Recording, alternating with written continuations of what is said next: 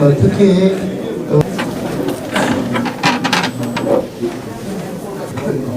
소개해드려야 되겠습니다. 시간 관계상 양해해 주시고 있고 어쩌면 계신 분들만 소개해드리겠습니다. 먼저 올해 수장이신 구미시장 장세용님 모셨습니다.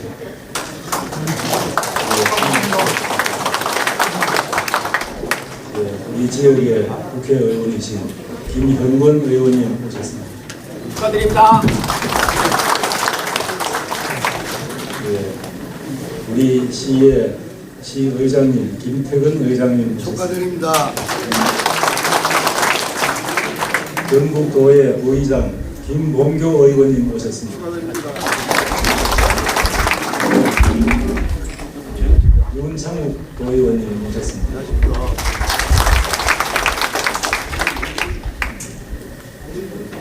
최경동 의원 모셨습니다.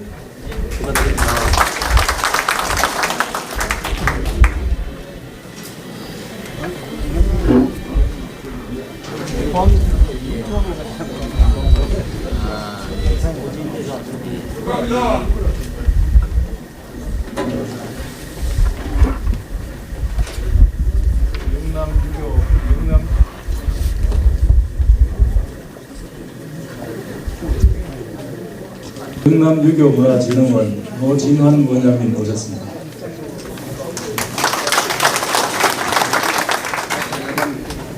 대한광복회 경북지회장 이동일님 모셨습니다.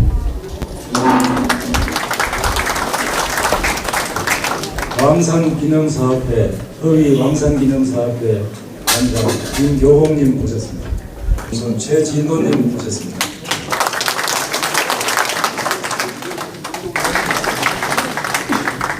여근 자손 장동수님 모셨습니다.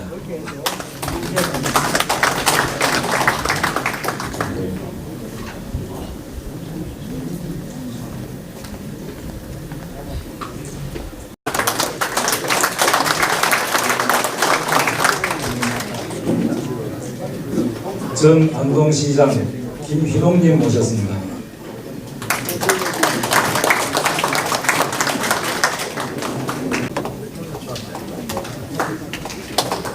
안동건시 영고 전희시 남졸제 문중 의성빅시 재산종가 정선 김재현님 모셨습니다. 동래정시 승문 정윤당 선생 정선 문종회장 정동희씨 모셨습니다.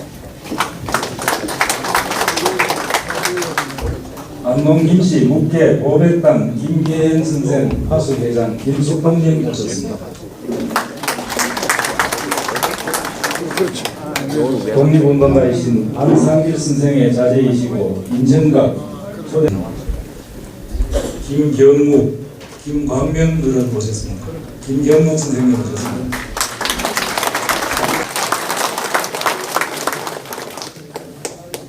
국회에 대한 경례를 올리겠습니다. 국회를 향해 일어서 주시기 바랍니다. 국회에 대하여 경례.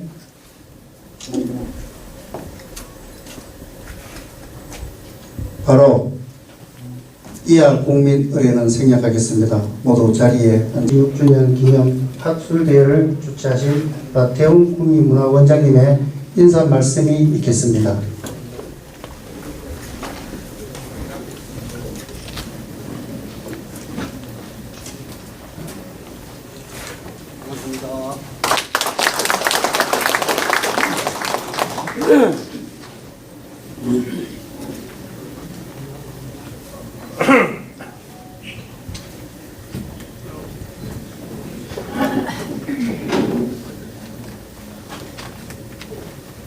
사회자로부터 소개받은 국민문화원장 나태훈입니다.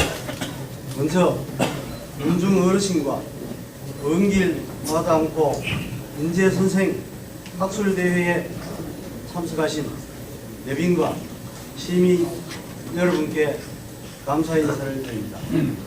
5급 과실이 열리는 계절에 문제 재현 선생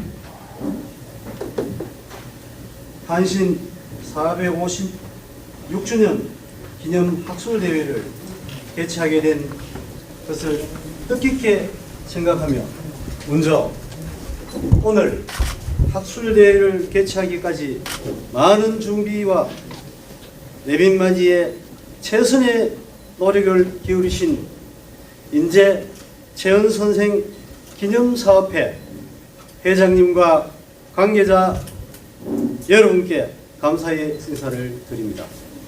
인재 선생은 조선 중기 명종 18년 해평에서 태어나 우리 지역을 위해 많은 업적을 남기신 분입니다. 특히 나라가 풍전 등과 같은 위기 임시내란과 병자호란 시에는 왜군과 오랑캐를 무찌르기 위해 의병을 이끌고 싸우는 등 이가 아닌 것을 행하지 않았던 강직한 성품의 성격입니다. 또한 노량이 크고 학식이 높았으며 번세에 아가지 않는 인물이었습니다. 문제 선생이 많은 업적 중 하나인 일선지는 우리 지역의 역사와 인물, 지리, 풍속, 물산 등을 분야별로 제어한 종합 인물지 지리지로 우리 지역 역사를 공부하는 데 가장 중요한 자료로 손꼽히고 있습니다. 이런 중요한 저서뿐만 아니라 많은 업적을 이 학술대회를 통하여 인재 선생의 삶과 학문을 더 크게 연구하게 되는 계기가 될 수 있기를 바라며 인재 선생이 남기신 삶 속에 나타나는 예민 애국 정신을 재조명하여 현재를 살아가는 우리에게 새로운 삶의 교훈이 되었습니다. 또한 인재 선생님이 남긴 학문과 업적에 대해 심도 있는 연구와 발표를 위해 애써주신 김기탁 전 상주대학교 총장님, 김명수 영남 회계학 연구원장님, 한충희 국민대학교 명예교수님, 윤재한 한국대학교 교수님의 요구에 감사를 드립니다. 끝으로 인재 최은 선생님 탄신 456주년 기념 학술대회를 개최하기까지 많은 도움을 주신 이철우 경상북도 도지사님, 장세영 홍시장님, 김봉교 경상북 노회 회장님을 비롯한 우리 지역 노회원님, 김태근 홍시의회 의장님과 시의원 여러분, 본 학술대회를 주관하신 최세훈 회장님을 비롯한 관계자 여러분께 감사의 인사를 드립니다. 감사합니다. 네, 오늘 우리 이철우 도지사께서 오셔서 유림 어르신들께 인사를 전해드려야 되나 부득이하게 이 태풍 피해 이제 복구 관계로 참석치 못해 제가 대신 인사말을 전하게 되면 양해해 주시기 바랍니다. 그러면 축하 메시지를 전하도록 하겠습니다. 오곡백과 풍성한 결실의 계절을 맞이하여 인재 최은 선생 탄신 456주년 기념 학술대회 개최를 300만 도민과 더불어 축하의 말씀을 드립니다. 먼저 행사를 성대하게 준비해 주신 인재 최은 선생 기념사업회 최세훈 회장님을 비롯한 관계자 여러분께 감사의 말씀을 드리며 귀한 시간을 내어 자리를 빛내주신 내빈 여러분께도 감사의 말씀을 드립니다. 인재 선생께서는 임진, 병자, 양난 등 격동의 시기 나라와 백성이 외세로부터 어려움을 처할 때마다 충과 의를 실천한 정치가요 문학가, 저술가이시며 선산유현, 시편의 숭고한 정신을 찬양하는 일에 헌신하시면서 애민 오국 정신을 지키신 분이십니다. 오늘 뜻깊은 학술대회를 통하여 인재 선생의 사상과 업적을 되새겨보는 계기가 되기를 기원하며 연구 발표를 준비해 주신 네 분의 교수님에게도 감사의 말씀을 드립니다. 지역 전통과 민족 정신 개성에 앞장서 오신 도원의 유림 어르신께도 거듭 고개 숙여 감사의 말씀을 드리며 새바람 행복 경북 실현을 위한 도정의 많은 관심과 성원을 부탁드립니다. 전주 최씨 인재공파 대종회와 기념사업회의 무궁한 발전과 함께 모든 분들의 가정에 건강과 행운이 가득하시기를 기원드리겠습니다. 2019년 10월 5일 경상북도 도지사 이철우 대동 감사합니다. 우리 이제 최은 선생님 탄신 450주년을 맞아서 이런 학술대회를 갖고 그분의 뜻을 기리며 이런 행사를 하게 된 전주 최신재공파 대전의 최준호 대장님, 이제 최은 선생 기념사업회 최세훈 대장님께 감사드립니다. 또 노태웅 원장님께서 이 행사를 주관해 주셔서 깊이 감사드립니다. 무엇보다도 제가 그동안 뵙지 못했던 각 문중대를 종손님들 그리고 대표님들 이렇게 많이 한꺼번에 뵙게 되어서 정말 기쁘기 한량없습니다. 제가 알고 계신 분도 있지만 처음 뵙는 분들도 많아서 제가 큰 절은 아니지만 인사를 한번 드렸습니다. 꿈시장 장세용입니다.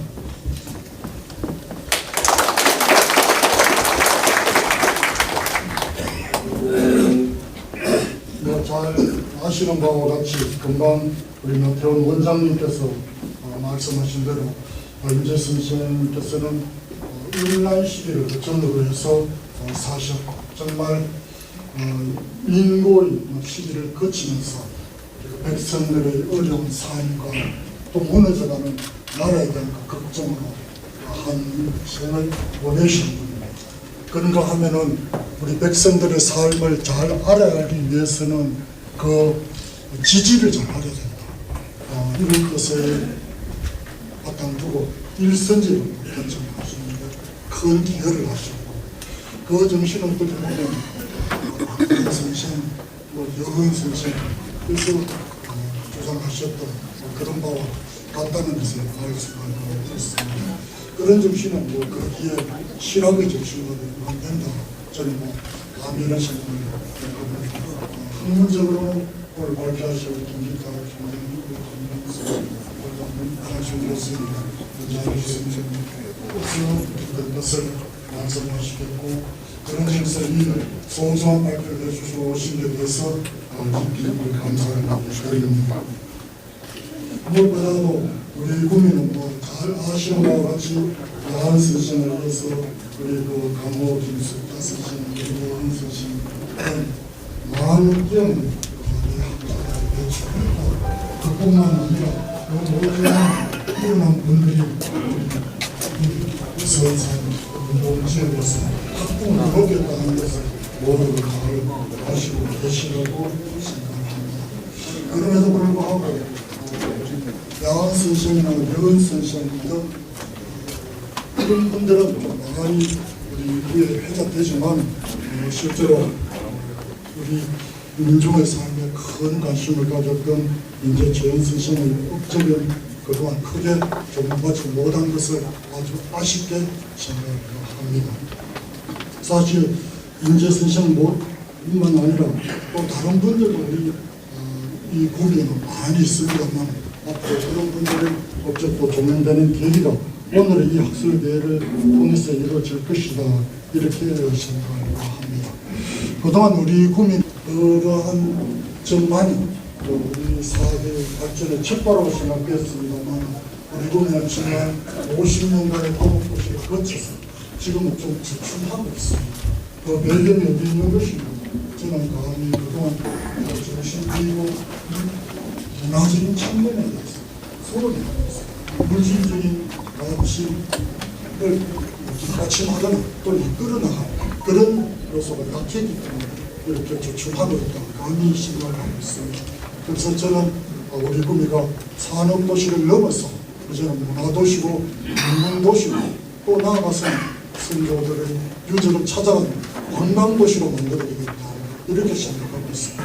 뭐 그런 의미에서 우리 지난 400년간 이 터전을 지켜온 우리 제주시의 쌍암 고택을 비롯한 이러한 유적들은 정말 우리 자랑이라고 생각을 하고 있습니다.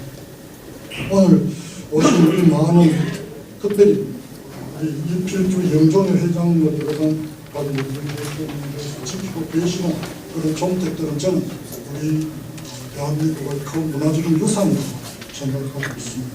그리고 또 향교, 소금 저는 아주 중요하게 생각하기 때문에 이런 유산들을 잘 지켜나가면서 노력하고 있고 마침 오늘 박원갑 우리 향교재단 이사장님께서 지켜보셔가지고 감사드립니다.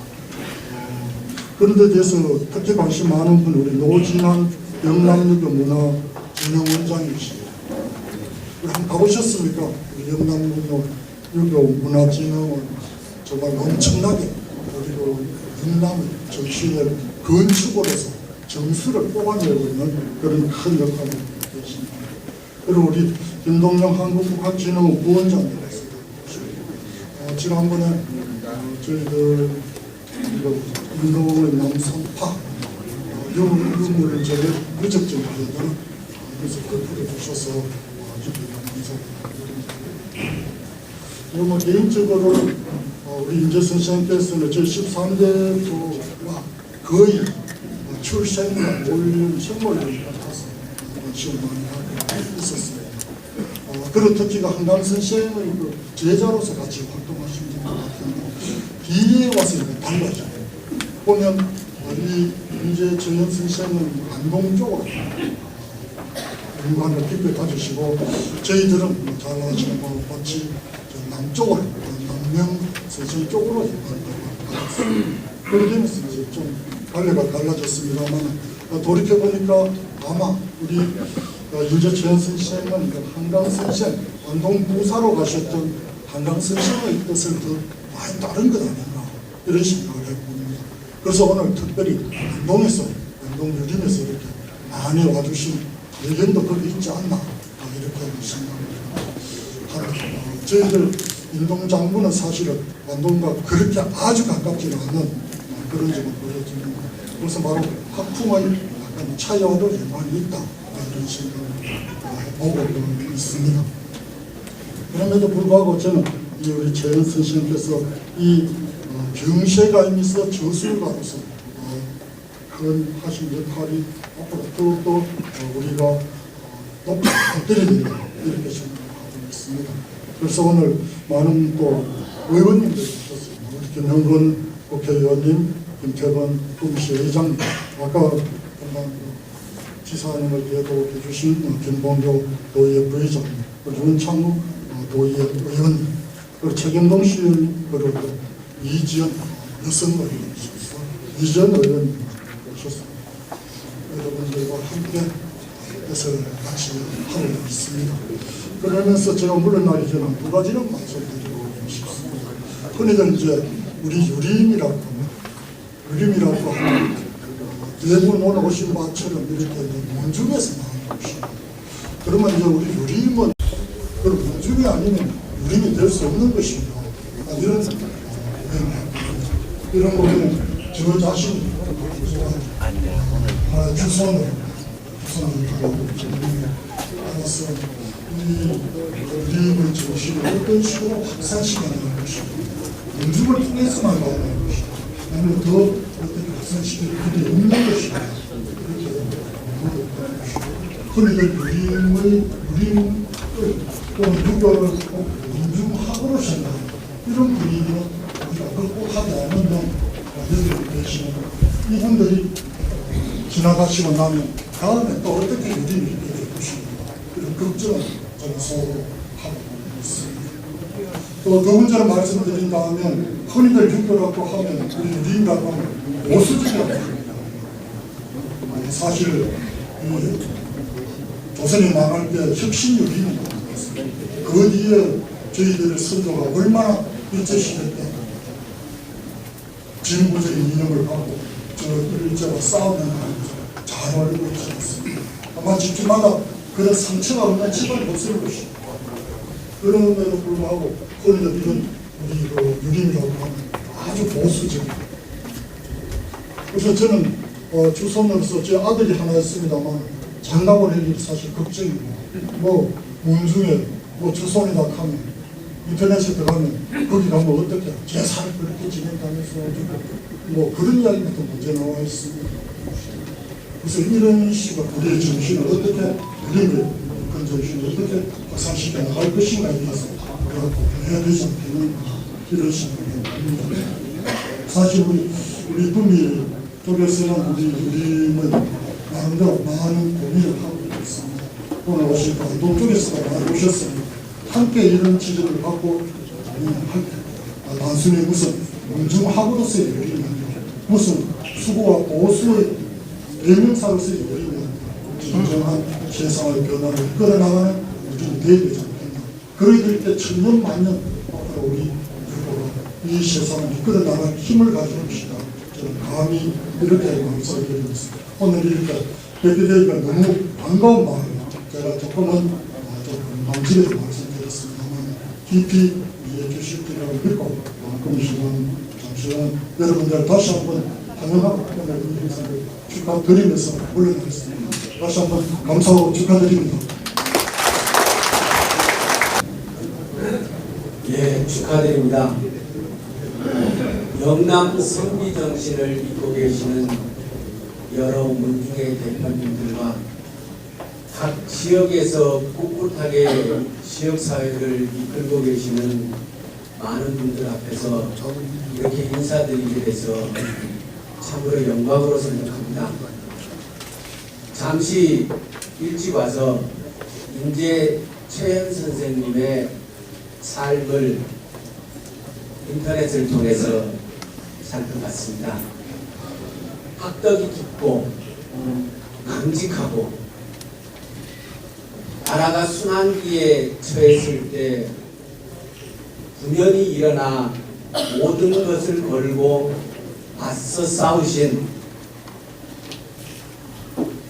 후세가 추앙하는 선비의 대표적인 요소들을 다 갖추고 계신 분이었습니다. 사실 저희가 선비라고 생각을 하면 고고하고 권위적이고 또한 재산과 권력과 지위를 다 갖추고 있는 그런 분으로 생각하기 쉽습니다. 그렇지만 실제 우리 역사에서 진정한 선비는 학덕이 깊을 뿐만 아니라 시대의 아픔에 늘 함께하기 위한 노력을 하고 계셨다는 것, 그리고 나라와 민족이 어려운 상황에 처해지면 가족을 끌고 재산을 바치고 죽음을 불사하고 함께 하셨던 분들이 였다는 것을 우리 역사를 통해서 봅니다. 지금 대한민국이 여러 가지로 많이 어려운 상황에 있습니다.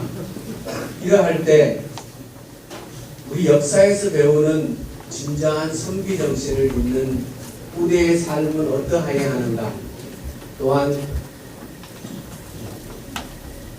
국가의 중책을 맡고 있는 저 개인으로서는 또 어떻게 살아야 하는가 늘 반추하게 됩니다. 오늘 이런 훌륭한 자리를 준비해 주시고 좋은 토론을 해 주신 것에 대해서 진심으로 감사드리면서 국회의원으로서 대한민국에 어떠한 삶을 살아야 되는가를 깊이 생각해보는 자리가 되도록 하겠습니다. 고맙습니다.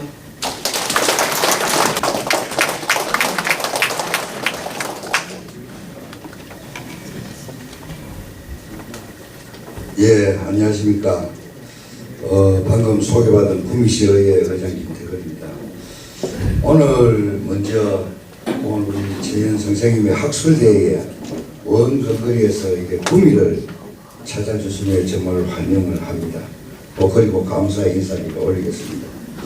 오늘도 여러 우리 축하해주분들이 많이 오셨습니다만은 우리 시장님 좋은 말씀 해주셨고 김영국 국회의원 좋은 말씀 해주셨습니다. 또 우리 김봉교 도의 부회장님 또 좋은 말씀 해주시고 윤창호 도의원도 함께 하고 있습니다. 그리고 우리 혜평농업창업장도 계시고 또 우리 최경동 우리 이전 의원도 우리 시의원도 같이 함께 하고 있습니다. 아무쪼록 오늘 축하해주고 해줄 분이 너무 많이 오셔서 다 우리 원거리에서 또 지역에서 우리 종선 대표분들께서도 여기에 구미에 한 자리 다 찾아오시고 정말 환영합니다. 예, 먼저 인재 최현 선생님 탄신 456주년 기념 학술대회 개최를 축하를 드립니다. 또한 오늘 행사를 정석껏 준비해 주신 전주채시 인재공과 대종의 최중호 회장님과 인재 최현 선생 기념사업회 최세훈 회장님께 감사의 말씀을 드립니다. 인재 최현 선생은 조선시대 해평 출신의 정치가 저술가로서 임진왜란 시에는 의병을 일으켜 도처에서 공을 세우는 등 모두가 본받아야 할 훌륭한 인물입니다. 오늘 학술대회를 통해 최현 선생의 생애와 업적, 역사적 의미를 재조명하는 소중한 시간이 되었으면 합니다. 우리 의회에서도 우리 지역 출신의 역사적 인물을 발굴하고 기념사업하는데 많은 관심을 가지도록 하겠습니다. 네, 감사합니다.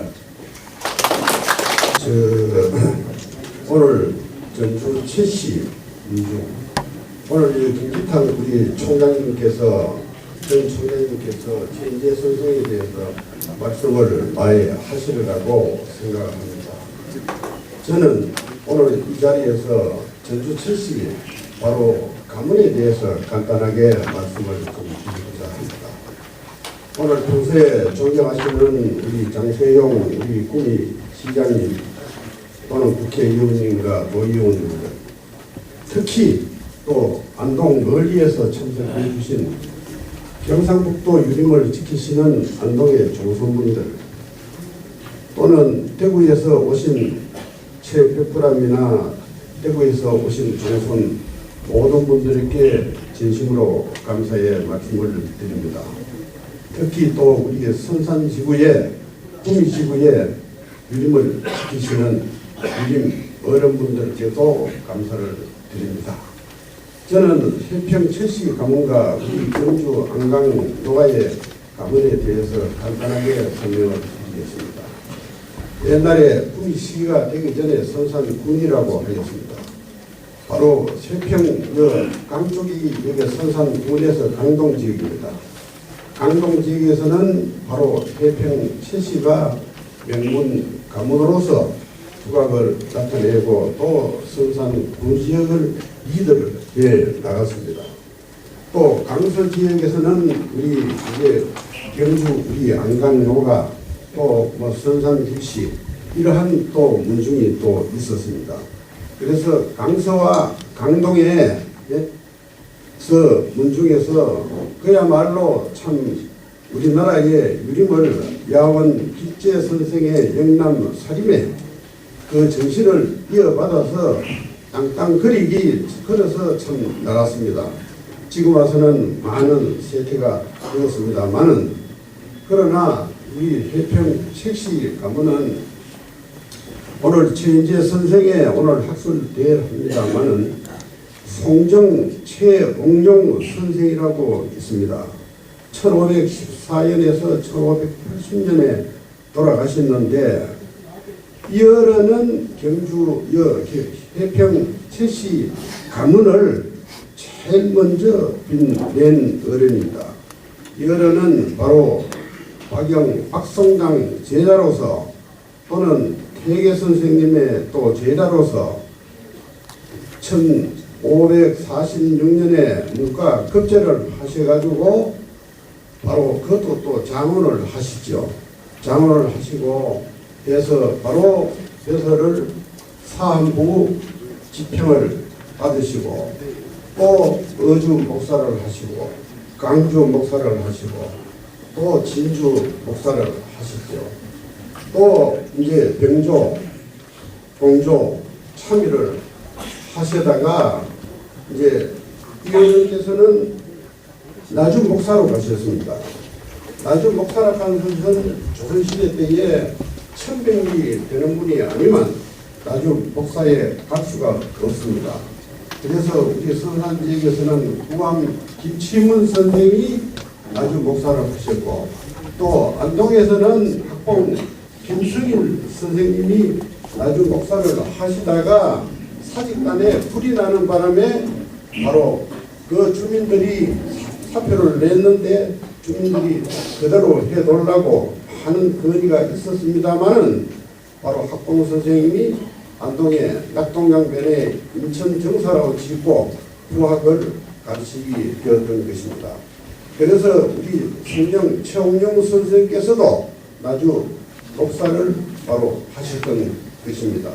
나주 목사를 하시다가 충청도 관찰사, 또 한경도 병마 절도사, 전라도 관찰사를 또 하시고 병조 참판을 하시다가 고려대의 수도인 개성 또 유사를 하시게 되었던 것이죠. 그리고 한성 부윤을 하셨습니다. 지금으로 말하면 서울시장직이죠. 그래서 우리 전주 최씨 가문에 이러한 인물이 있었기 때문에 그 후대에 최인재 선생과 계속해서 한 10대까지 인물이 배출되었던 것입니다. 그래서 성종 최홍용 선생께서는 한성 부윤을 하시는데 이제 현직에 있으면서 돌아가시기 때문에 왕께서 예간을 파견해서 바로 장례를 치르시고 경기도 또 감사한테 연락을 하셔서 공부하는데 조금 더 차질이 없도록 하도록 명령을 하신 분입니다. 송산 서원에 지금 배양이 되어 있는 것입니다. 그리고 오늘 발표를 하신 최현 선생님, 최현 선생님께서는 바로 해평 이 자리에서 출생을 하시겠습니다. 바로 출생을 하셔서 여기에 바로 그 당시는 여기가 해평현입니다. 현이기 때문에 산양면이라고 두고 고옹척 선생이 유명한 선생이 있습니다. 연에는 바로 안동의 얼천 조목 선생과 같이 학문을 논의하고 이러한 분인데 바로 최현 선생께서 두고 고옹척 선생한테 가서 학문을 배우시다가 또 그 후에는 또 뭐 한강 선생한테도 또 배우시죠.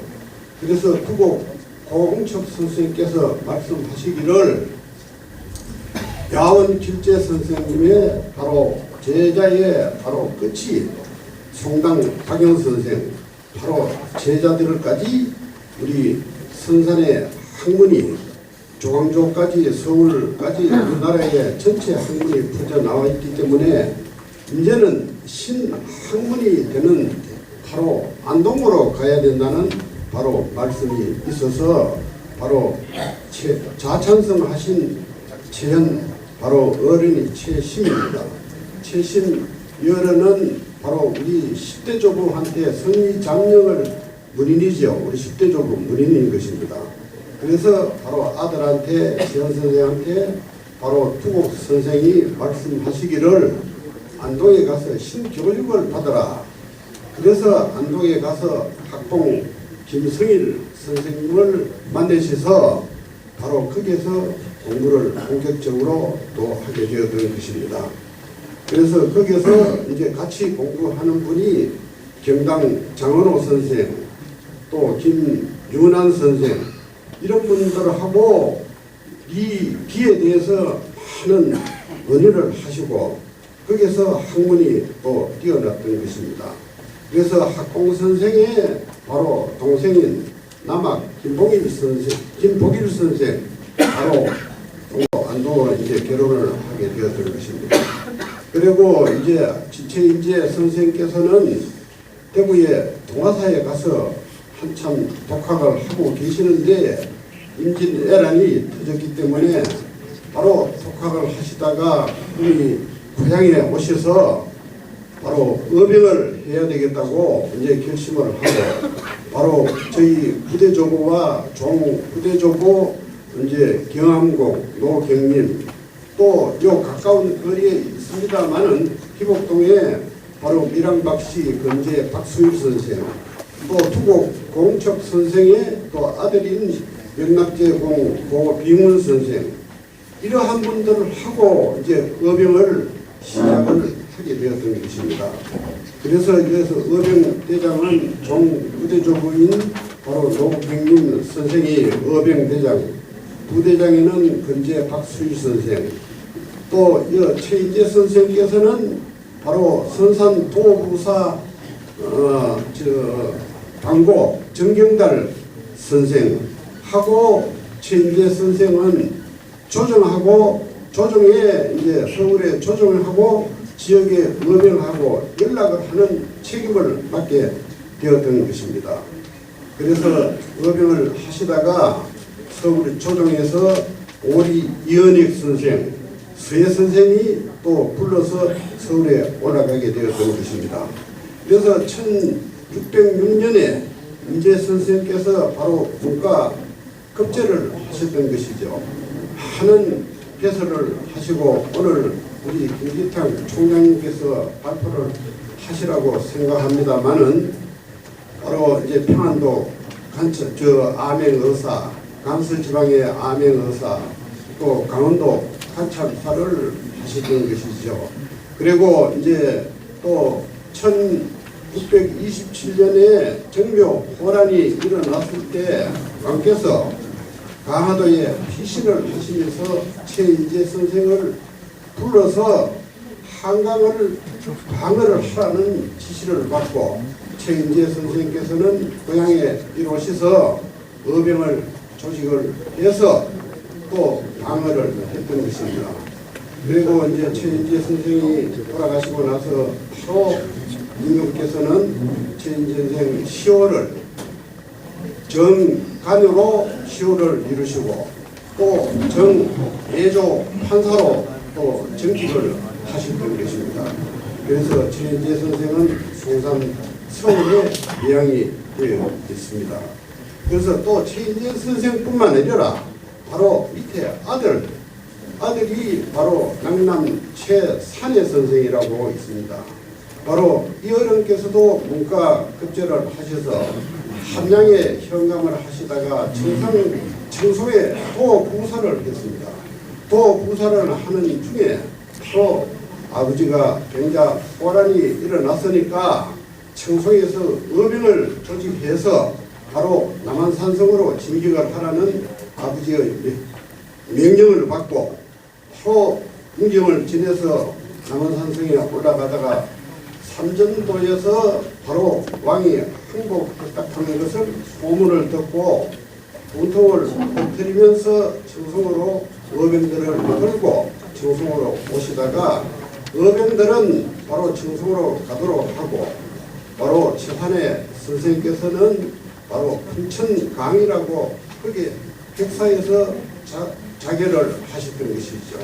그래서 그것을 임금이 아시고 또 예간을 보내서 장례를 치르시고 또 정직으로 호조 판서 정직을 이루시고 또 시호는 호소훈이라고 또 시호를 이루셨던 것입니다.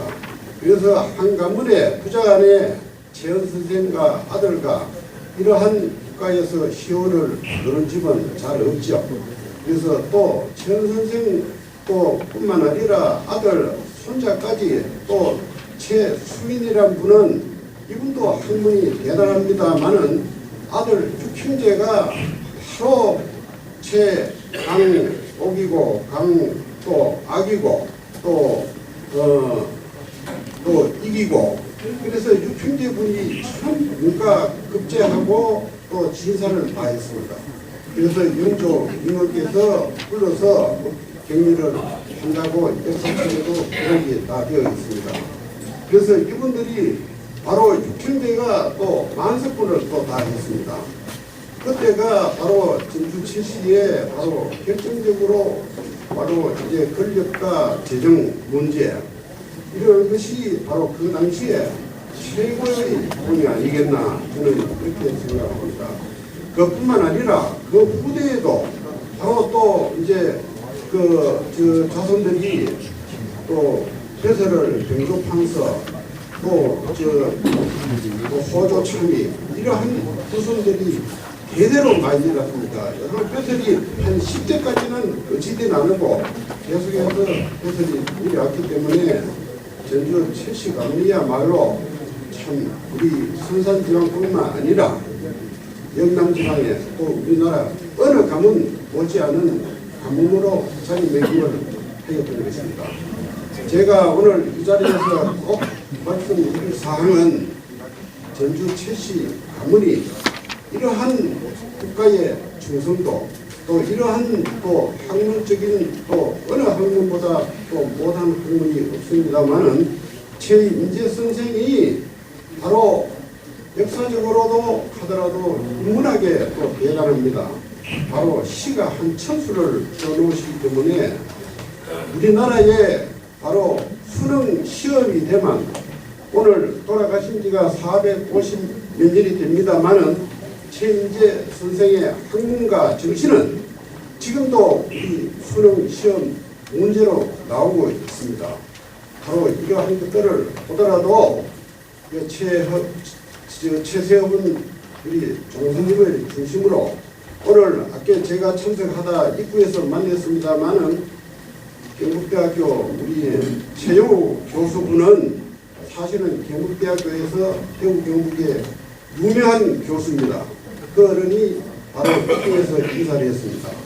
그리고 또 최경호라고 그 집은 아들이 8형제입니다.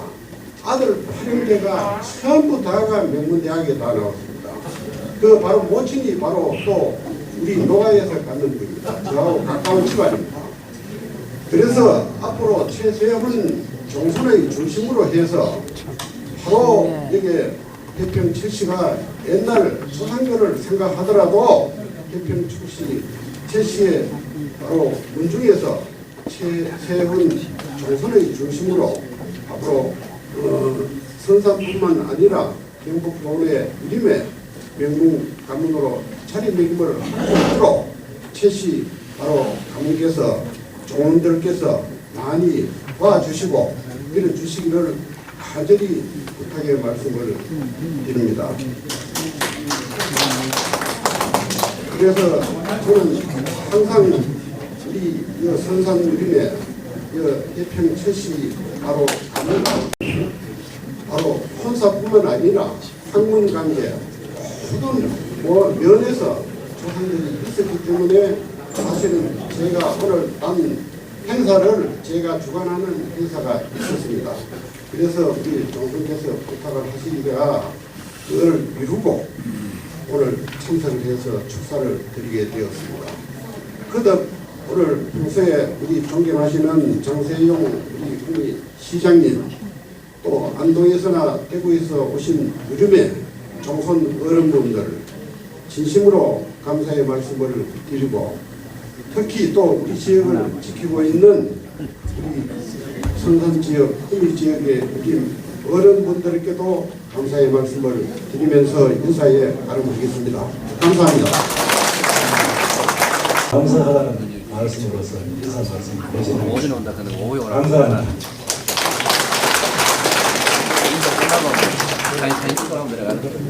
예, 다음은 2부 행사를 하기 전 예, 촬영하겠습니다. 앞에 봐주십시오.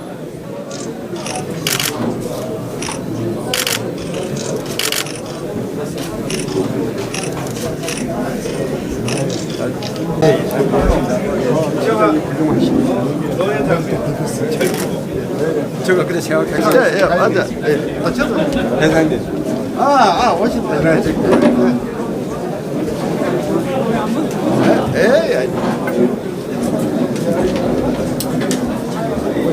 자, 회장님하고 사진.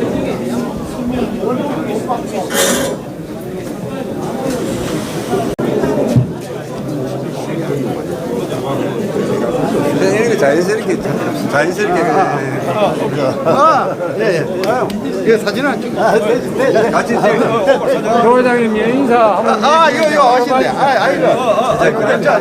이거 사진을 찍. 예.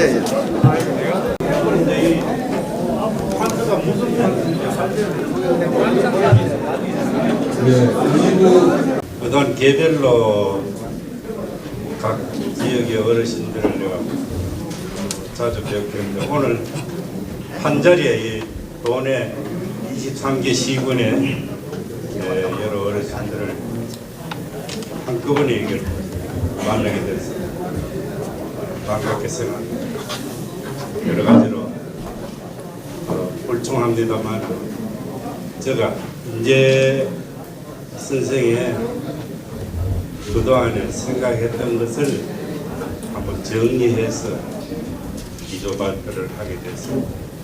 우선 오늘 이 발표를 해평에서 오늘 우리 인재 선생의 하고 저는 인선님과의 그 고향은 바로 옆에 선산도계. 그러면서 제가 고향에 월암선을 고유 복원하면서 이 문적을 찾아보니까 바로 이 어른이 선산 유연에 대해서 아주 깊은 관심을 갖고 계신 것을 내가 보고 인재 어른은 제가 한번 글도 한번 써봐야 되겠고 연구도 해봐야겠다 싶어서 하는 차에 마침 우리 주선 최세훈 씨가 이런 학술대회를 한다 해서 주저늦게 기조 발표를 하게 됐습니다.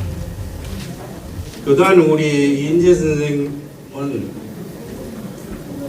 선산 땅에서는 제가 알기로는 바로 옆에 인동에 여은 선생님과 이 해평에 인재 선생님 어른과는 거의 출생을 보면 한 10년 차가 있고 돌아가실 때는 4년 앞서가지고 인재 선생님이 여은 선생님이 돌아가시고 그 다음에 최연 인재 선생이 78에 우리 그 여은 어른 84세 이렇게 돌아가셨어요. 그러면서 제가 최근에 여은 기념관에 그 무슨 행사할 때 피를 쓰면서 이렇게 봤는데 우리 인재 선생이 이 해평 땅에 살면서 제일 자주 접한 분이 바로 여은 자주 찾아뵙고 그 다음으로 찾아뵌 분이 한강 선생. 한강단은 거의 여은하고는 한 출생이 한 20년 차가.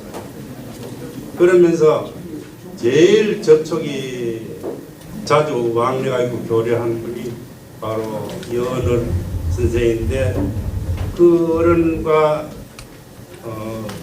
인재 선생의 비교를 해서는 못합니다만 그래도 비교를 해보면은 선산 땅에서는 그야말로 학자요, 저술가요, 정치가로서는 인재 선생을 그야말로 단연 여은 어른보다는 더 여은 어른 그야말로 학자로서 여러 가지 저술을 했는데 내가 알기로 저술이 18거예요. 그러면서 문집은 좀 인재 어른보다는 낫습니다. 여원정은 원집하고 속집 합쳐서 16교인데 우리 인재 선생은 22교인.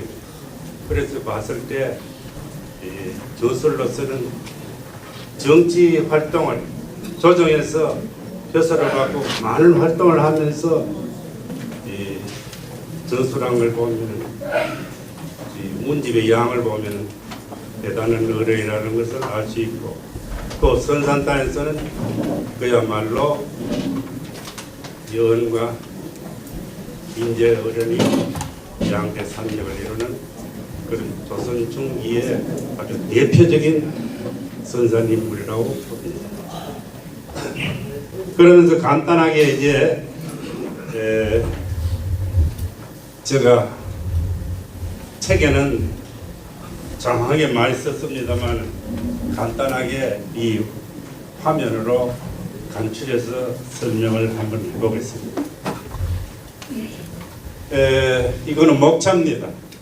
목차인데 제가 일생을 4기로 나눠 가지고 구분을 해봤고, 그 다음에 저술과 인재문학세계 이렇게 했습니다. 우리 인재 선생의 논문이, 제가 이 논문을 작성하면서 대한민국 학자들이 전부 썼는 이 저술을 목록을 한번 정리해 보니까 그 책 부록에 됐습니다만은 한 부록에 이미 조금 전에 우리 노재난 의원이 이 인재 선생의 가문과 관계를 많이 했습니다만은 저는 저 나름대로 인재 선생이 살아왔던 가운데 큰 줄거리만 대충 해요. 한마디로 인재 선생님은 제가 이래 봤을 때 불우한 시기입니다. 정말하면 16세기 말 17세기 초까지 인재 선생이 좀 학문하려고 시작할 때, 즉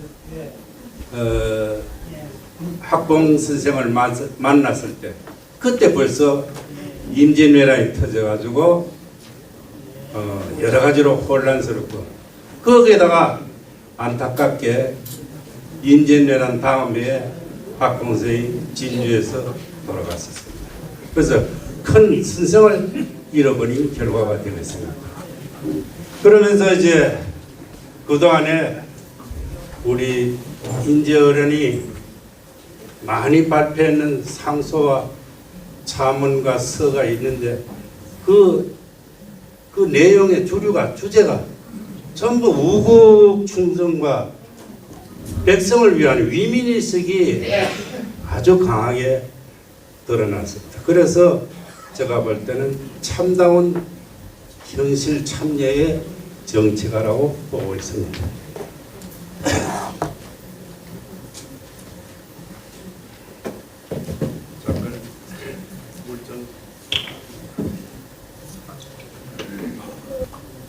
여기서 학문이라보다도 이 인재 선생의 그 저술 관계나 문학의 작품 이런 걸 보면은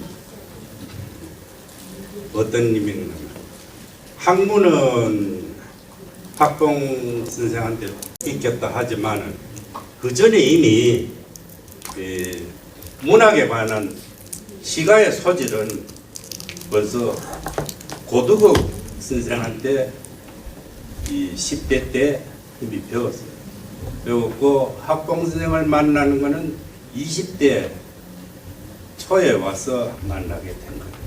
그래서 그때부터 이 인재 선생은 성리학과 이 도학 여기에 관심을 갖고 정진을 했습니다만, 우리 고두국 선생이 인재 선생을 제자로 가르쳤을 때 아주 비범차는 그런 머리를 가졌기 때문에 자기가 감당하기 어려워서 바로 금호소원에 입학을 시켜가지고 학문을 닦게 해가지고 19살 때 학봉에 수제자로 입문하게 되는 것입니다. 그러면서 나중에 그런 인연으로 우리 인재 선생은 학봉 선생의 유고집과 고도국의 유고집을 정리하였습니다. 그래서 평생을 보면 이미 그건 앞에 우리 노진한 회장이 뭐 가게 전체에 대해서 말했습니다만 바로 여기 아주 참고로 어머니 이씨가 바로 벽진이 씨 이명전 경원생의 정손녀도 됐네요.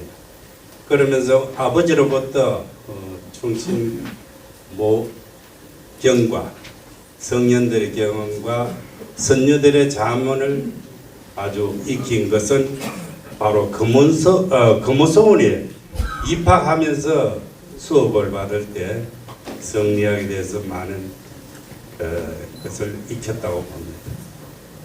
그 다음 여기 연령대로 했습니다만 그거는 참고로 해서 넘어가겠습니다. 생을 4기로 나누었습니다. 그런데 제 1기는 30세로 까지 출생부터 30세까지 수학기로 잡아가지고 씁니다만 조금 전에도 이야기했습니다. 그동안에 학봉 선생의 성리유학에 입문했고 그 사이에 초관 선생, 그 다음에 여은 선생, 그 다음에 한강 선생, 특히 여은 선생과 한강 선생을 자주 교류하고 만난 것은 도학학과 예학에 대해서 아주 깊은 그런 관계를 하면서 이 두 분 어른께 선산 지역의 금호소원과 유현들의 행적을 정리하는데 큰 그 지도를 받고 또 교류를 받았습니다.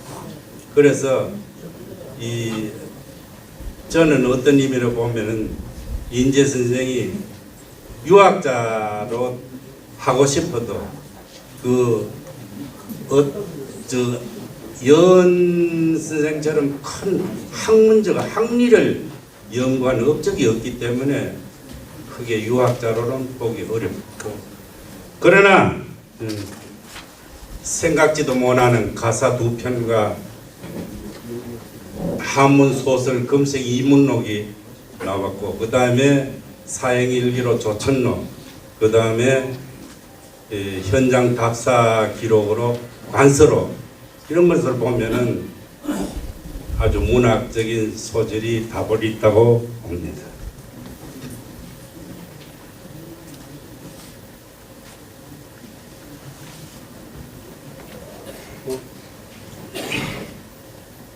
뭐 안 변합니까? 을 잡았는데 이 출사기는 바로 국가의 환난 위기와 난을 만났을 때 창의하면서 향병을 모집하는 그런 구호 활동이라고 볼 수 있습니다. 그러면서 임진왜란 때는 바로 이 선산을 중심해서 의병장을 노경림, 그 다음에 부장을 박수일, 이런 분들과 함께 우리 인재 선생은 장서로서 글도 쓰고 또 앞에서 활동을 한 분입니다. 그러자 우리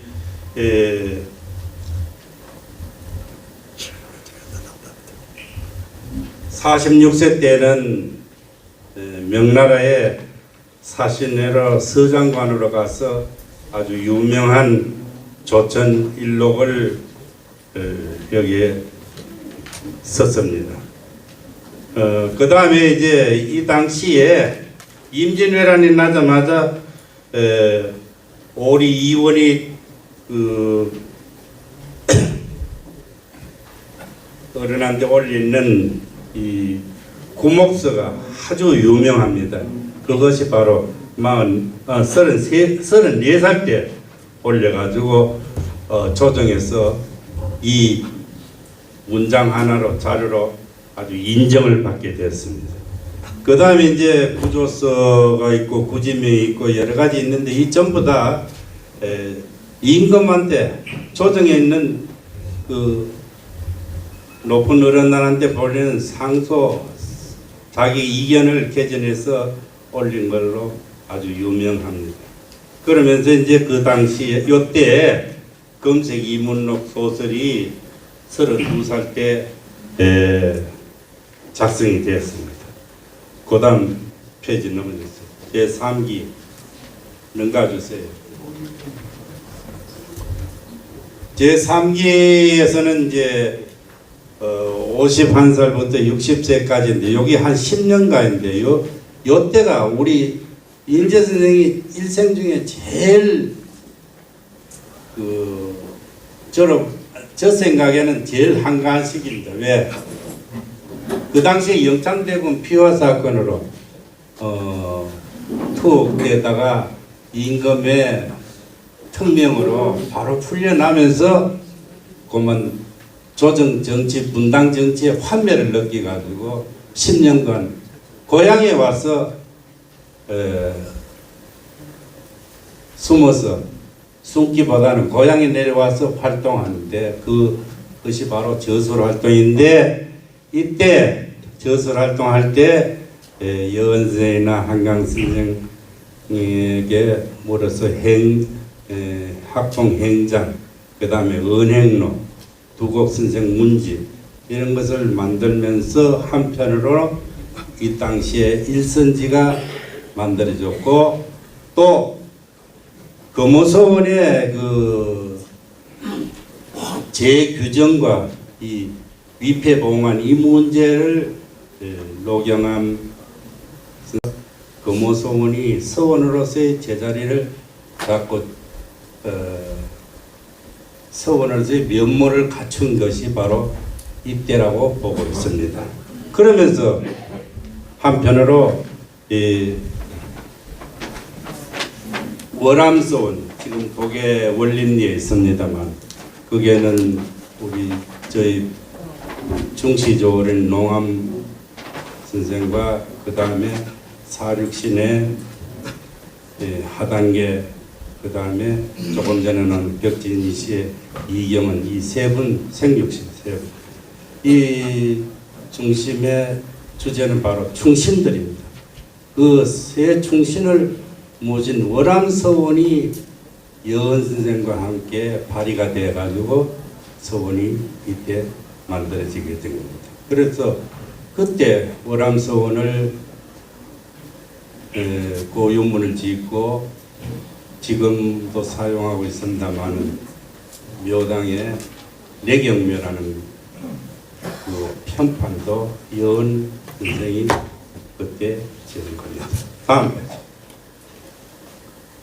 제4기로 가면 이제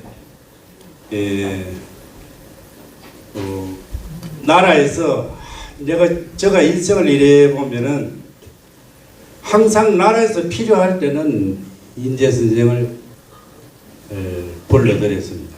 그건 왜냐하면 다음에도 나옵니다만 그야말로 청렴결백하고 아주 우리 여기 현대로 시체 말로는 아주 고지고식하게 정직하고 아주 강직한 성품을 지녔기 때문에 임금이 인정을 해서 무슨 일이 날 때마다 불러들여가지고 정치를 하게 됩니다. 그때 이때 또 이 시기가 61세부터 돌아가시는 78세까지가 제일 혼란스러우면서도 60대 때는 벼슬도 제일 많이 했습니다. 그래서 이 많이 하면서 한편 정의 호란도 만나고 65세 때 후금이 우리나라를 쳐들어왔을 때 임금이 특명을 내리기를 한강의 방어선을 마련하라고 했습니다. 그러면서 이 광문도 관찰사, 그 다음에 또 암행의사도 하고 여러 가지로 하면서 이때 유명한 것이 바로 국토 방위를 에 대해서 아주 철두철미하게 관서지방을 자기 손수 잡사하면서 19개의 작고 큰 진을 만들고 또 방책을 설치하면서 이때 벌써 이 병자호란 날 것을 아주 예언했는지 그런 준비를 다 했는 유명한 저술이 바로 관서록입니다. 다음 이 저술을 보면은 이미 조금 전에 이야기했습니다만 문집은 원집이 13권이고 속집이 7권이고 열집이 2권 이렇게 합해서 그야말로 22권 아주 문집이 아주 방대합니다. 그 다음에 이제 저술로서는 조천록 있고 관서록이 있고 가사 용상음과 명월음 우리 한국하면 한글 가사인데 용상음은 바로 임진왜란때 조정의 비판보다도 이 용상음의 특징은 백성의 피폐한 전쟁 상처를 아주 잘 드러냈습니다. 같은 그 임진왜란을 소재로 해가지고 지었는 박인노 노계의 태평사나 이런 가사들한테 비하면은 우리 인제선생은 백성의 생활상을 주로 한 것이 이 가사의 맥입니다. 그러면서 정철이가 지었는 뭐 송미인곡 이런 임금을 향한 그런 연주지사의 가사도 비슷한 것이 바로 인제선생의 명월입니다. 밝은들이 바로 밝은 그 달을 임금에게 비유하면서 연주지사의 가사를 지었습니다. 그 다음에 일선지는 여러분이 너무 잘하기 때문에 그들은 넘어간다마는 이 당시에 일선지가 어느 정도냐 하면은 일제 때 그 발견된 평양지하고 아주 맞먹는 아주 소상한 책입니다. 바로 4권입니다. 4권의 책들 가운데 3권이 뭐냐? 우리 선산 지역의 인물을 중심으로 해서 쓰는 책입니다. 그래서 이 일선지는 바로 선산의 업지라고 하지만은 선산에 있는 인물 350명을 여기 등재를 해가지고 아주 소상하게 적어놨습니다. 이로 인해서 저 개인 이야기입니다만은 우리 농암 어른이 1392년에 중국으로 조선족 개국하는 걸 보고 중국으로 가고 난 뒤에 흔적도 없는데 그 300년을 아무도 모르는데도 인제 선생이 이 일선지에 농암에 대한 이야기를 했고 그 다음에 그거를 주제로 해서 금책 이문록 소설까지 썼다는 것은 인제 선생이 선조의 그 유엔에 대한 자긍심이 대단하다는 것을 볼 수 있습니다. 금색 이문록은 그 별집 2권에 따로 것이 되었습니다. 그 다음에 한시가 총 141수고 상소문이 18분이고 그 다음에 특이한 것은 만사가 50수나 됩니다. 그만큼 그 인제 선생이 그 당시에 사후관계에 아주 혼독한 교류를 했기 때문에 만사가 50편이 된다는 것은 참으로 대단한 겁니다. 그 다음 인물평인데, 인물은 뭐 저 책에 여러 가지 어른들을 소개하면서 했습니다만, 대표적인 것이 예산 이상정 어른이 현장을 썼다는 것, 그 다음에 창석 이준 선생도 이 인물을 평하는데, 지금 이 인물 평한 분의 골자를 요 5가지로 줄여서 했는데, 제일 아주 강직한 성법입니다. 그 다음으로 중요한 것은 이 정치뿐 아니라 천문, 지리, 병법, 산수에 아주 능통해서 심지어 난이 날 때마다 조정에서 부르지만은 현장에 가가지고 감독하도록 자리를 벼슬을 제수하고 그랬습니다.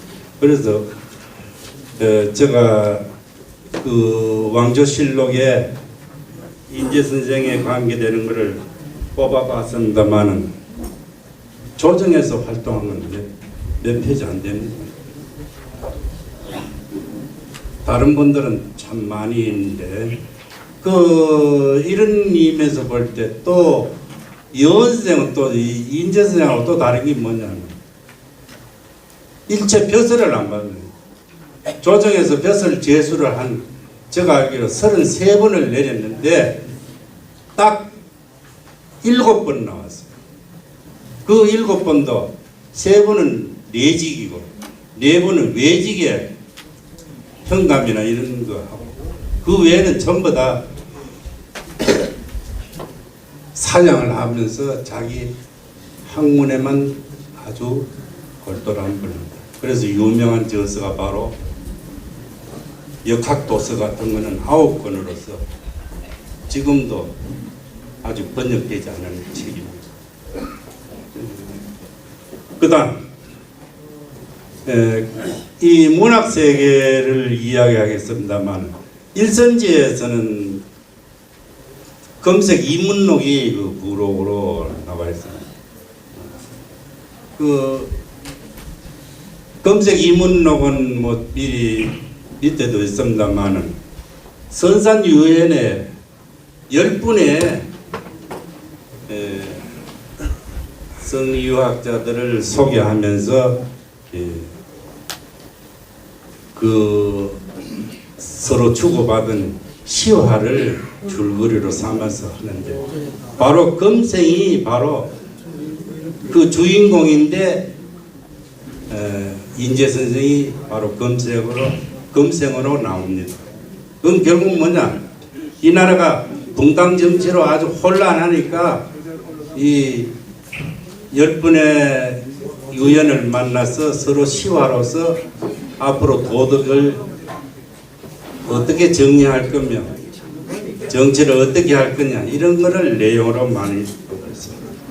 그 다음 넘어갑니다. 맺는 말로서는 뭐 이렇게 큰 줄거리로 한번 했습니다만은, 여기 보면은 이 일생을 이렇게 한번 보면은 전부 다 혼란기입니다. 요 임진왜란이 인재생 30살부터 요 끝에 병자호란이 74살. 우리 이 병자호란 날 때는 뭐 임진나도 물려이지만은 병자호란 날 때는 이 인동 중심으로 여원생이 창의를 했고, 우리 해병 선산 중심으로는 인재성이 창의를 했는데, 이때가 74살입니다. 그러면 이 임진왜란, 정류재란, 그 다음에 정열의 이괄, 정미호란, 이런 걸 보면은 전부 이때 이 난이 터지고 반란이 일어날 때는 항상 조정에서 찾는 인물이 첫째가 바로 이 영남단에서는 인재 선생을 찾아가 정리하고 하라 하니까 역시 아까도 말했습니다만 공부할 여가가 없는, 그래서 저술은 조금 전에 소개했지만 그런 의미에서 볼 때 우리 인재 선생은 이러한 혼란기에 태어나서 78년 동안 생을 마감했습니다만 큰 저술만 있고 어떤 성리학의 학문적인 깊이보다는 이런 저술이 있어서 여러 가지로 현실 정치에 참여했다는 걸 볼 수 있어요. 그래서 저 다음에는 이제 우리 김영숙 교수가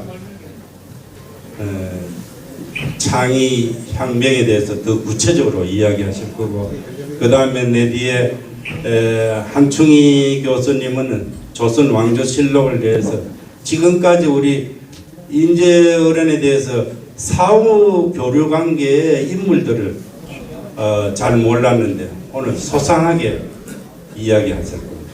그러면서 또 송산서원도 지금 이름만 송산서원인데 그 아무 전적 서류가 없어요. 그래서 그 송산서원에 대한 육현에 대해서 그래도 인물이라도 좀 알려고 신청 분석한 분이 당국대학의 이윤장 교수가 계속해서 발표했습니다. 두서없이 이래 짤막하게 발표를 마칩니다. 감사합니다.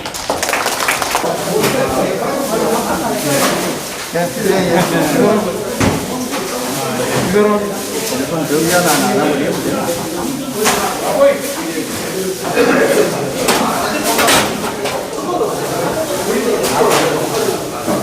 정보를 보내고 컴퓨터로 보내고 하는 과정에서 잘못된 것입니다. 정부이 사과드립니다. 저는 다른 분 발표는 인재 선생의 전 생애에 대해서 정치 활동이나 학문 활동이나 여기에 대해서 말씀을 하시는데, 저는 문집을 보면서 몇 차례 문집을 보고 넘기고 하면서 크게 놀란 부분이 있습니다.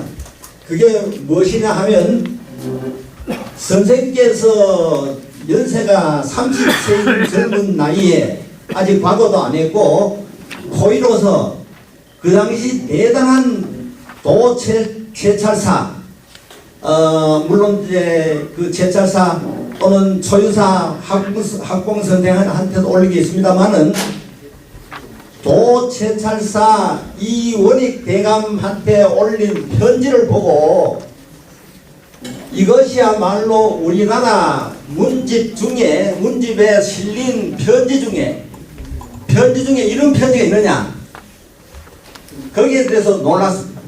그래서 사실은 처음에는 그 편지 한 통만 가지고 한 100매 정도의 논문을 쓴다 했습니다. 그 편지하고 그 다음에 아까도 말씀을 많이 하셨는 의병 문서를 담당하는 직책을 하셨습니다. 이래보니까 편지를 곳곳에 보내야 되고 개인적인 편지이면서 같은 그런 여러 가지 통문이라든지 편지와 같은 그런 것을 보낸 게 있습니다. 그래서 그것을 중점적으로 얘기를 하려고 합니다. 도찰하는 것을 목적으로 합니다. 이에 대한 자료는 임남중 최 선생이 관계한 의병으로서의 서찰과 통문 등을 대상으로 합니다. 그 뒤에는 그만 말씀을 드렸기 때문에 생략하겠습니다. 그 다음 밑에 생평은 우리 김기탁 총장님과 다른 분들이 많이 하셨기 때문에 전체를 다 생략하겠습니다. 50분 쪽으로 넘어갑니다. 임진왜란 극복을 위한 대책에 서찰이 있습니다. 서찰 중에서 하나씩 보겠습니다. 먼저 60쪽에 여병사 박진청 선토 풍산적설화, 그 책 편지 제목에도 보면 풍산의 적들이 모여 있으니까 그 풍산의 적들을 제일 먼저 토벌해야 됩니다. 이 내용이. 그것은 일본의 외적들이 우리나라 지리를 잘 모르기 때문에 풍산에 지금 가서 숨어가지고 있는데, 만약에 우리 풍산의 위치라든지 안동의 위치를 잘 알면 빨리 그 적을 토벌해야 된다는데요. 이것은 그 인재 선생이 우리나라의 지리에, 물론 영남군이기 때문에 잘 아시겠지만은 상당히 우리 보통 사람의 식견을 넘어서서 아주 그 지리적인 연구가 많고 또그 요충지 또는 요새 이런 것을 잘 알고 있어서 그런 편지를 보냈습니다. 편지 하신 말씀입니다. 지금 저 두 곡에 이거는 중령과 조례입니다. 두 곡에는 자연적으로 건변하여 한 졸병이 만 명의 장정을 당해낼 수 있는 곳으로서 안동과 상주는 실로 영나무 목멍으로 상류의 형세를 에워싸서 만일 방무전을 계획한다면 반드시 적의 기병들이 고개를 넘지 못하게 될 것입니다. 설령 적들이 물러나는 술책으로 한다 해도 반드시 그 목구멍을 검어지면 미친 적들이 앞만 보고 달리며 군사들이 머무를 수 없게 됩니다. 따라서 영남대를 당해서 만일 한 장수로 하여금 우도 병사들을, 우도는 낙동강을 중심으로 오른쪽입니다. 서울에서 낙동강을 중심으로 오른쪽, 우도 병사들을 모아 상주를 굳건히 지켜 험한 요새를 나누어 점거해서 낙동강을 따라 방비를 하게 하고, 또 한 장수로 하여금 우리나라 한 장수로 하여금 사도의 병사, 즉 안동을 중심으로 한 안동을 굳건히 지켜서 주인이 나그네를 기다리듯 하되, 만약 세력을 상지 여 김성량 공주이라 그래서 한순차사한테 선산에 일체가 되어 수년 내에 곡식이 많이 쌓이고 백성들이 농업을 회복할 수 있게 되면 하도에 위급함이 있을 때 여러 고을의 곡식을 배로서 실어 내릴 수 있습니다. 벗어나 혹시 부지할 곳 없는 곳은 서로 함께 완전하게 모이게 하여 산성을 빌기 때문에 72쪽으로 갑니다. 72쪽에 보면 이게 아까 윤 총장님 말씀하셨는 국목서, 그 당시에 이런 국가 경영, 그 당시 국가 경영은 사실은 전쟁 경영입니다. 전쟁 경영인데 여러 가지 술책을 넓힐 것, 또 맡은 사람을 임무를 오로지 하게 해서 성공하고 실패하는 걸 책임지울 것, 어진 관리들을 그것을 실행하는 것은 오직 한 가지인데, 그게 뭐냐? 제일 먼저 있는 정성성자 서입니다. 이 모든 것을 섬으로 하면 된다 이 말이에요. 이라는 그 평양 아맹어사 때 그 평안도 국방 지역을 순찰하면서 를 통해서 되게 후금을 어떻게 하면은 방어할 수 있는가 하는 그런 내용을 말미에 덧붙여놓은 내용이 있습니다. 그래서 그것을 그 방어선이 무너질 것에 대비하여 대개 조정에서는 방어 요새로 축성하는 남원 산성에서는 방어할 수 없으니 영남 적상 산성에 요새를 쌓아서 방어를 해야 된다는 그런 계책을 지원합니다. 이 최은선의 국방부는 대단히 그 당시 진격을 했기 때문에 군량이라든가 여러 가지 문제점이 있을 수가 있고, 조선군으로 봐서는 영남과 호남의 적응이 될 뿐만 아니라 또 수군으로도 적응이 되기 때문에 병자호란의 권력을 면했을 수 있는 그런 방책인데, 그 당시 조정에서는 정권의 혈안이 되어서 강경만 거부했지, 이런 긴 암묵으로 국방을 대비할 그를 암묵이라든가 인물이 없었습니다. 그게 어떻게 보면 부분이었죠. 대비의 그 도장을 가지고 다니면서 행토를 부려서 그 인물을 사헌부에서 잡아가지고 취재를 하니까 임금이 대비의 요청을 받아서 인제공안이 가서 하고 그게 아니기 때문에 몇 달이 계속이 되는데 마침 그때 그 반역을 도모하는 도당들이 그 산이공한테 와가지고 내일이면 정권이 바뀔 것이다. 그래 되면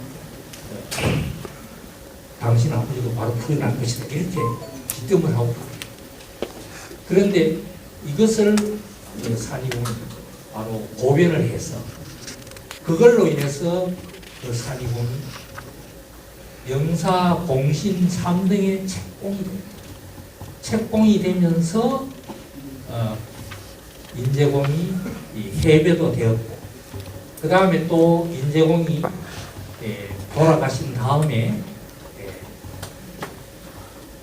정직이 되고 하는 것은 전부 이 산이공이 공신의 책봉이 된 결과입니다. 그래서 그거를 고민할 때 자기의 멋이 대신 고민을 했는데 바로 당신의 효성은 하늘 알아듣는다 이렇게 얘기를 하기도 했습니다만 그래서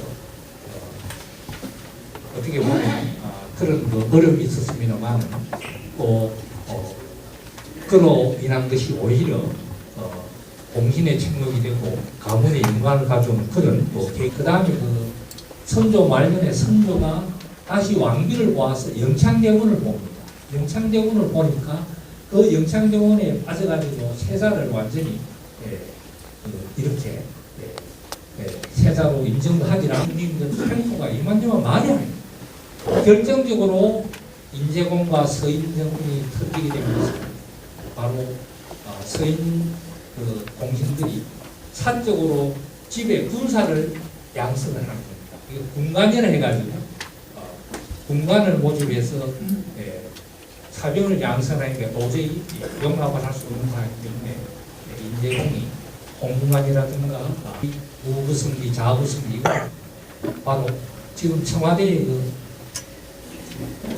수석 비서들하고 그렇게 신임을 받으면서 점점 이마을 쌓고 있으니까 결국 눈에 거슬릴 수밖에 없고 그래서 결국 명목은 승진시킨다라고 하면서 외직으로 내친 게 강원도 관찰사입니다. 이 강원도 관찰사로 이제 부임을 했는데 그때 이제 정묘호란이 일어나서 인제공이 기여도 했습니다만은 관내에 있는 횡성에 사는 이인거라는 전 관리가 공신들의 무당을 제거하고 정권을 바로잡는 그런 명분하에 반란을 도모하다가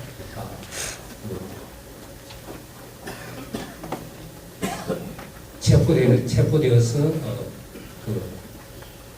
죄를 당하는 그런 사건이 되는데 이때 인제공이 처신이 되게 아마 각방했으면은 바로 그런 문지문을 보였을 때 바로 체포를 해서 해결을 하겠습니다만은 일단 부하에게 지켜보라고 단단히 감시를 하라라고 얘기를 하면서 다른 곳으로 순행을 갔는데 그때 바로 나중에 일어났는데 목사로 있는 이가 관찰사에게 보고를 해야 되죠.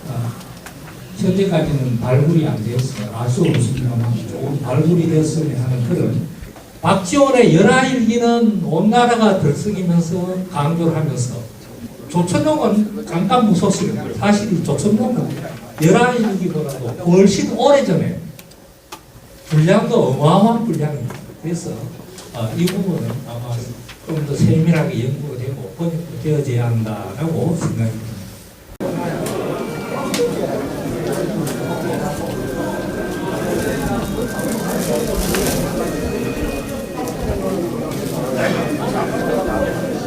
그럼 제가 신청하겠습니다. 네. 자, 신청 이 무슨 전화로 이래요? 이 전화 이 동영상이 가득한 나가는 인제 최영 선생 박술대